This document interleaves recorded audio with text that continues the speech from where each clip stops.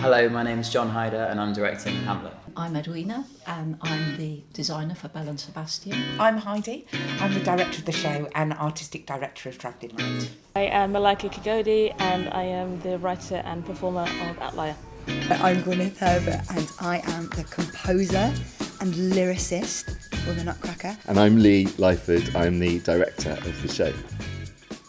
I was just really compelled by this idea that it's actually just a play about a kid who is grieving for his dad. That led me down a trail in terms of, what this production might look like from Hamlet's perspective, from the inside out, a sort of psychological exploration of the character that felt like it was more interested in the neurotic than the heroic. I guess my hope for it is that it's an experience that people have in the theatre that they can't look away from easily. I think that the energy of this particular production will hopefully unlock a play that people think they know and actually subvert some of those expectations, so it becomes a play that perhaps they don't know so well.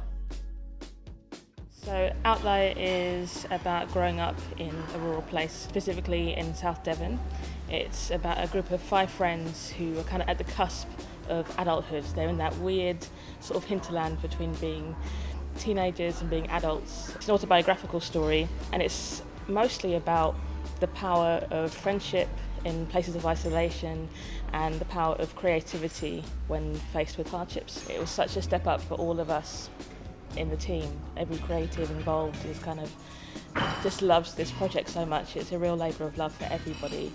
Although it's cheesy to say it's a universal show, I really think it is. I think it's for people who have been through hardship, which is everyone, right?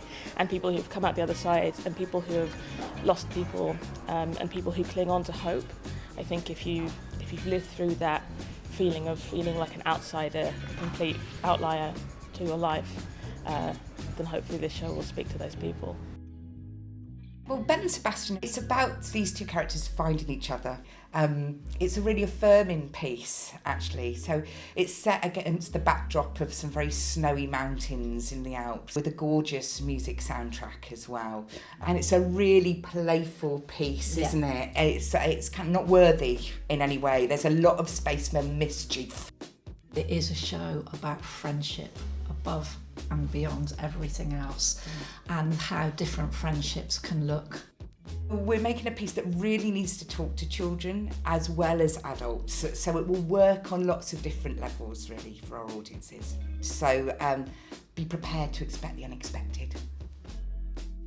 Well, I think what they can expect is a big, bonkers, fat, bulbous Christmas show. It's full of music, lots of dance, lots of movement, songs, and a story that has like loads and loads of flavours. So it's dark, it's funny, it's light, it's silly. And I think that audiences can come and expect to cry and laugh and definitely sing along and maybe be a little bit changed.